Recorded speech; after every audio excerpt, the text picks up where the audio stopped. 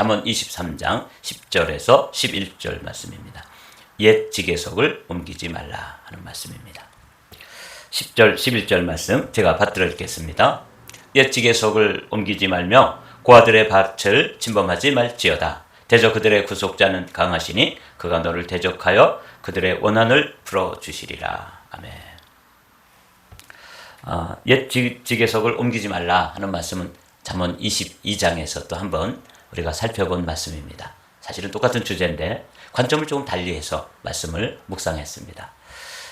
22장에서는 실제로 이제 이 지계석 또는 경계석, 경계표, 이걸 이제 히브리어로 보면 게블이라고 되어 있는데 이 게블은 이 줄입니다. 그래서 이렇게 줄로 이렇게 가나안 땅을 정복하고 지파별로 또 지파 안에서는 가문별로 이렇게 기업들을 줄로 재어서 경계표를 세우고 또 그렇게 그 지파마다 기업을 허락해 주셨죠. 이때 그 기업과 기업 또 기업 안에서는 가문별로 그 땅의 경계를 나누는 것을 경계표 또 지계석. 지계석이라고 하는 것은 그 당시에 이제 가장 움직이지 않는 게 돌이니까 돌을 이렇게 쌓아가지고 유다 지파와 시므온 지파 간에 경계를 정한다든지 유다 지파와 에브라임 지파 사이에 경계를 정한다든지 표를 해놓는 것이죠. 지계표는 일반적으로 땅의 경계를 가리키는 것입니다. 기준, 표준, 경계, 한계, 소유를 정하고 그래서 이걸 지계표, 땅의 경계를 표시하는 영어로는 랜드마크라고 되어 있습니다. 그래서 이제 이 성경에서 죄는 이제 경계를 허무는 것이 유다 지파 간에도 유다가 북이스라엘의 영토를 침범하는 것 이런 것도 이제 경계를 허무는 것으로 그리고 또 더 넓게는 유다가 우상 숭배를 함으로써 자신들의 영적인 한계 여호와 하나님만 섬기도록 되어 있는데 그렇지 않고 이렇게 경계를 넘어서는 것 불법적인 영역으로 나아가는 것 이런 일들도 경계표를 옮긴다 지계석을 옮긴다 이렇게 이제 표현되어지는 것이죠. 22장에서 내 선조가 세운 옛 지계석을 옮기지 말지니라 원 센텐스로 되어 있는 이 말씀을 우리가 이미 묵상했습니다. 이 지계석은 여기 보는 것처럼 경계표 또는 경계선 말뚝, 바운더리 스톤 이렇게 이제 번역이 되어 각기 다른 표현으로 되어 있는데 이게 다 같이 게블이라고 하는 히브리어를 이렇게 번역한 것입니다. 이거는 그렇게 어렵지 않죠. 지난번에 살펴본 대로 경계표를 옮기지 말도록 이 잠언서에서만 말씀하시는 게 아니라 신명기에서 하나님의 사람 모세는 그 가나안 땅에 들어가면 이제 지파별로 기업을 나누고 그 기업을 나눈 경계표를 세워줄 텐데 그 지파 간에도 또 가문 간에도 힘 있는 사람들이 나오고 힘이 좀 약한 사람들이 나오겠죠. 그 중에는 또 과부와 고아와 같이 누구 보호자가 없는 그런 사람도 나올 수 있잖아요. 그럴 때 이제 힘 있는 사람들이 이 경계표를 옮겨가지고 자기의 소유권을 확장하고 또 힘없는 사람들을 압제하고 이런 일이 발생할 수 있기 때문에 조상이 정한 내 이웃의 경계표를 옮기지 마라. 이렇게 이제 신명기에서 말씀하고 있습니다. 뿐만 아니라 아까 지파에서 지파로 뭐 유다 지파가 에브라임 지파를 침범해 간다든지 이런 일뿐만 아니라 그 안에서 사회적 약자들 여기 나오는 과부, 고아 이런 사람들의 지계표를 옮기고 왕이 나봇의 포도원을 뺏어 가기도 하고 이런 일이 발생하잖아요. 이런 하나님께서 기뻐하시지 않는 것이죠. 요즘도 이제 나라와 나라 사이에 지계표를 무너뜨리고 옮겨가고 그런 게 나오는 거죠. 지금도 전쟁 중에 있잖아요. 이스라엘과 하마스의 전쟁. 이것도 경계표를 잘 두어가지고 그 안에서 살도록 했는데 그걸 그냥 허물고 나와가지고 이스라엘을 공격해 오니까 이스라엘 사람들이 이제 또 그것을 보복하는 그런 전쟁을 아주 참혹하게 진행 중에 있잖아요. 또 러시아와 우크라이나 사이에도 지금 전쟁이 계속되고 있습니다. 이것들이 다 경계선을 허무는 일들을 하고 있는 것이죠. 그런데 이제 오늘은 제가 관점을 조금 달리하고 좀 넓혀서 말씀을 살펴보기로 했죠. 그래서 이 시대를 한마디로 말하면 경계를 허무는 시대다. 이렇게 볼 수 있습니다. 가장 크게는 이제 오늘 중점적으로 살펴볼 텐데 사람들이 남성과 여성, 하나님께서 이 세상을 지으실 때 남자와 여자를 지으셨다. 이게 굉장히 중요한 말씀입니다. 그 동물들도 식물들도 종류대로 지으셨다. 이렇게 말씀하시잖아요. 아주 평범한 말씀같이 되어 있는 이 창세기의 말씀이 하나님께서 이 세상을 지으실 때 남자와 여자 똑같은 영혼의 무게를 가지고 차별이 없지만 그 안에는 뭐가 있는 거예요? 기능적인 구별이 있는 것이죠. 그래서 차별해서는 안 되지만 그 기능, 고유의 기능을 여성은 여성으로서 남성은 남성으로서의 기능을 하도록 그렇게 했는데 요즘은 그런 기능을 그런 구분을 경계선을 허무는 시대에 우리가 살고 있는 것이죠.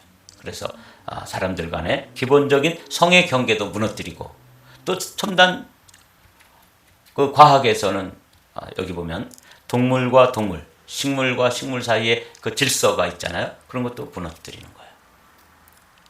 복제 그 생명을 탄생시킴으로써 생명의 신비를 허물기도 하고 인터넷이라고 하는 이 사이버 공간을 통해서 새로운 공간을 만들어서 이제는 예전에는 꼭 이런 공간 안에 오시면 옷, 또 먹거리면 먹거리 이런 것들을 이렇게 진열해 놓고 직접 와서 사가고 돈과 이 물건을 교환하는 상거래가 이루어지도록 그렇게 되어 있었죠. 근데 요즘은 이런 경계선도 이제 허물어지고 있습니다. 그래서 사실은 존재하지 않는 공간이 사이버 공간인데 그 공간이 이제 실제로 존재하는 공간처럼 되어서 그 안에다가 물건들을 이렇게 사진을 찍어서 올려놓고 그걸 또 주문을 하면 그게 이제 인터넷 공간을 통해 가지고 사람들에게 이제 또 배달이 되어지고 이런 것들을 우리 시대에서 이제 흔하게 경험하는 이런 경험이죠. 이렇게 됨으로써 나라와 나라 사이에 사실은 국경도 또 인종 간의 국경도 대륙 간의 어떤 경계도 이제는 거의 무의미하게 되어가고 있습니다. 그렇죠? 이게 이제 우리 시대의 경계를 허무는 시대다. 이렇게 이제 볼 수 있죠.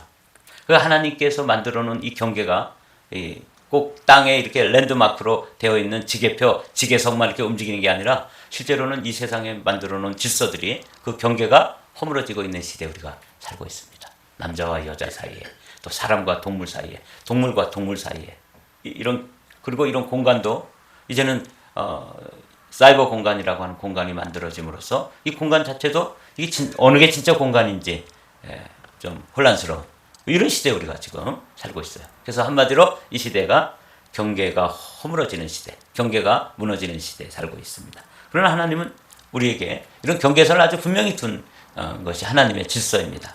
보십시오.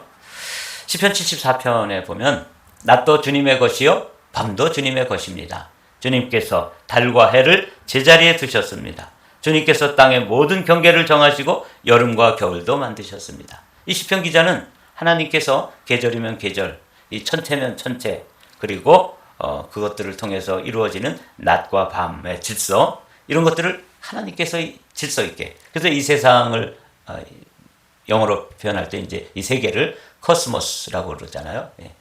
아주 질서정연하게 낮과 밤이 계절이 뚜렷하고 이렇게 만들었는데 이게 이제 경계가 이게 허물어지는 거예요. 이게 이제 우리 시대의 혼란이죠. 시편 104편에 보면 이렇게 되어 있습니다. 물은 산을 넘고 골짜기를 타고 내려가서 주님께서 정하여 주신 그 자리로 흘러갑니다.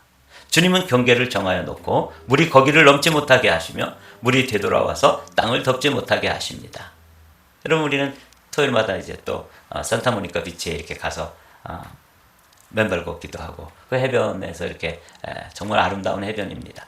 너무 가까이 있는데 우리가 참 마음의 여유를 내지 못해서 자주 가지 못하죠. 근데 한 번씩 가보면 그 파도가 그냥 산더미처럼 밀려와가지고도 그 해변가에 와서 이렇게 쓰러지잖아요. 이렇게 하면서 다시 본래 자리로 쫙 돌아가고 또 몰려왔다가 돌아가고 그래서 그냥 저쪽에서 파도가 밀려올 때는 땅을 다 덮고 LA 전체를 이렇게 덮을 것처럼 보여도 사실 하나님께서 정해진 그 경계가 있기 때문에 거기까지 왔다가 이제 돌아가기도 하죠. 물론 이제 때로는 자연재해로 쓰나미라든지 이런 게 나타나서 뭐 도시 전체를 이렇게 잠기게 할 수도 있고 그런 게 이제 일본 같은 데서 경험되기도 하지만 그러나 하나님의 질서는 그것들이 경계를 정하여 놓기 때문에 물이 그 경계선을 넘어오지 않고 계속 몰려왔다가 또 몰려가고 올려왔다 몰려. 이게 이제 하나님의 질서예요. 우리가 바다를 하나 이렇게 보더라도 바다와 땅 사이에 경계를 정하여 놓으시고 하나님께서 이 세상을 질서롭게 지금 운행하고 계시잖아요.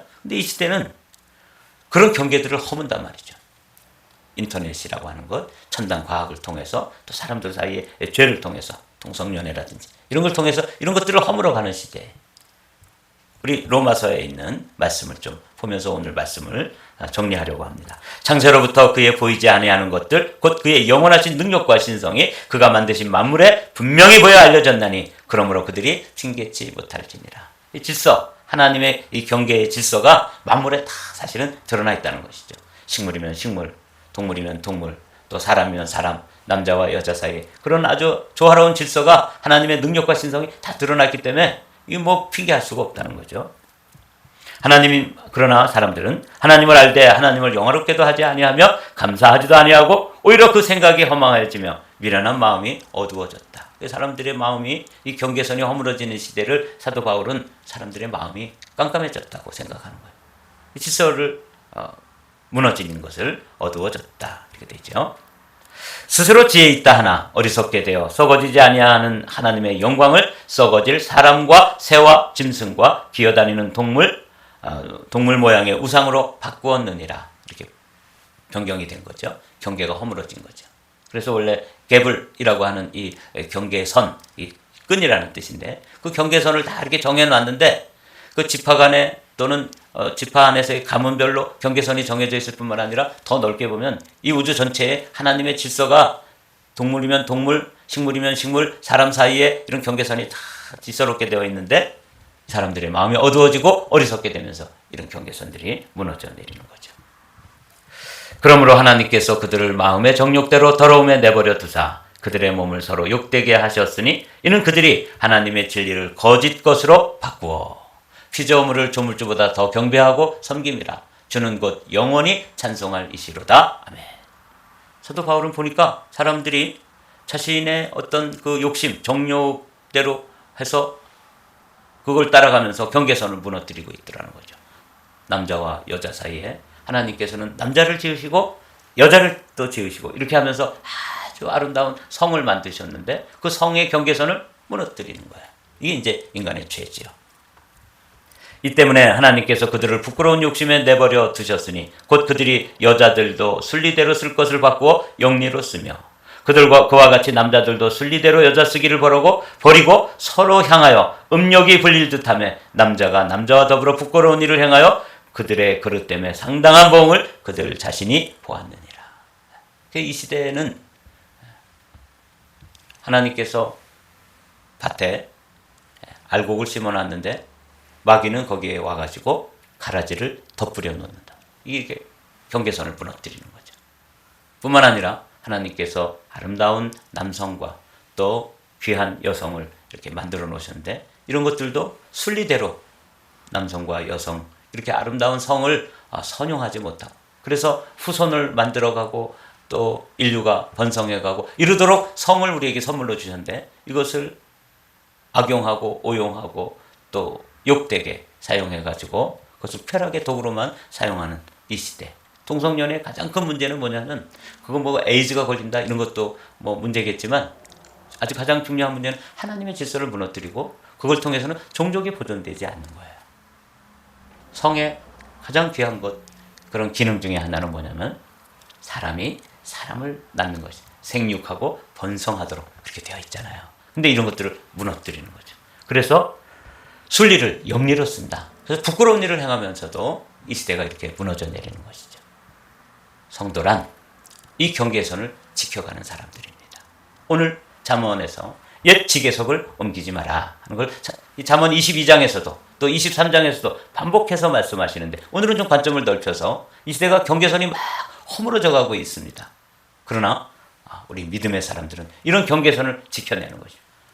성이면 성, 또 동물 간의 어떤 종이면 종, 또 사람과 동물 사이에 이런 경계선들을 잘 지켜내면서 믿음을 지켜가는 것 이게 이제 오늘 우리 시대 그리스도인들의 사명입니다.